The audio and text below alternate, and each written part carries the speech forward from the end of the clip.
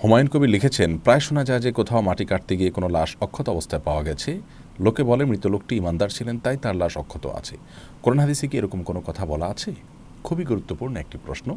মাটি কাটতে গিয়ে কিংবা নদী ভাঙনে বা অন্য যে কোনোভাবে অনেক পুরাতন কোনো কবরের লাশ যদি অক্ষত অবস্থায় আমরা পাই, সেক্ষেত্রে আমাদের ধারণা কি হবে?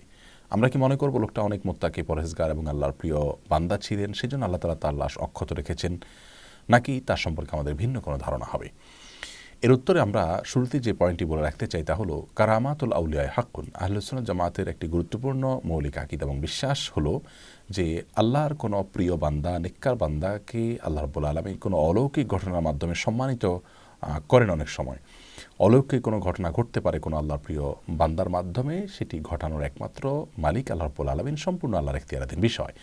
অতএব যে ব্যক্তি তার জীবদ্দশায় ঈমানদার ছিলেন, নেক আমলের উপরে প্রতিষ্ঠিত ছিলেন, তার লাশ যদি আমরা অক্ষত অবস্থায় পাই, সেক্ষেত্রে আমরা তার প্রতি সুধারণা করতে পারি যে লোকটি হয়তো নেককার বা পরহেজগার মানুষ ছিলেন, সেজন্য আল্লাহ রাব্বুল আলামিন তার লাশটিকে অক্ষত রেখেছেন। কিন্তু আমাদেরকে এখানে মনে রাখতে হবে যে আমরা তার প্রতি সুধারণা করতে গিয়ে সীমালঙ্ঘন যেন না করি, অর্থাৎ ওই ব্যক্তিকে জান্নাতি হওয়ার সার্টিফিকেট যেন আমরা না দিই। এই ধরনের ঘটনাগুলোতে আমরা অনেকেই অনেক বেশি আপ্লুত হয়ে পড়ি এবং অযাচিত অনেক মন্তব্য করে ফেলি। কোনো ব্যক্তির লাশ অক্ষত থাকা এটা তার জান্নাতি হওয়ার কোনো প্রমাণ, এরকম কোনো কথা কোরআন হাদিসে কোথাও বলা হয়নি।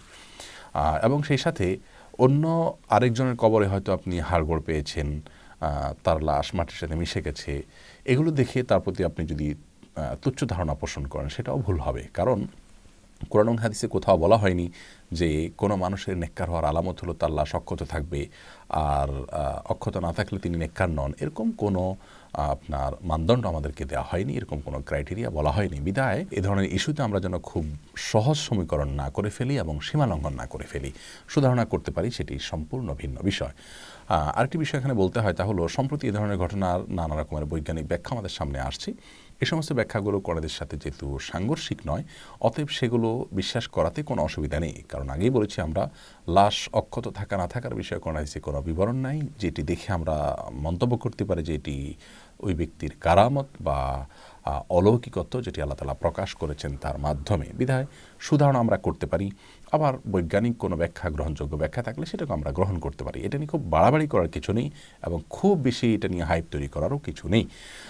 এখানে বলে রাখা ভালো যে অনেকে এডিটেড ছবি, অর্থাৎ ফেক ছবি এডিট করে এগুলোকে ফেসবুকে ছড়িয়ে থাকেন। তিনি মনে করেন যে এগুলো ছড়ালে মানুষের ঈমান বাড়বে।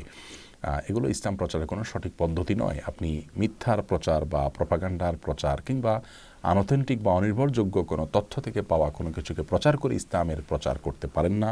এটি ইসলাম প্রচার হয় না, বরং নিজের নফস বা প্রবৃত্তির পূজা হয়। বিধায় এরকম দায়িত্বজ্ঞানহীন কাজ যেন আমরা না করি, সে বিষয়টা আমরা খেয়াল রাখবো ইনশাআল্লাহ বিদিনিল্লাহ। খোলাসা কথা হলো, কোনো লাশ অক্ষত অবস্থায় পেলে লোকটা মুত্তাকি পরহেজগার ছিলেন এমনটি সুধারণা করতে পারে যদি তার জীবদ্দশায় তিনি ঈমানদার থেকে থাকেন। আবার এর ভিন্ন কোনো কারণও থাকতে পারে, বৈজ্ঞানিক কোনো ব্যাখ্যাও থাকতে পারে।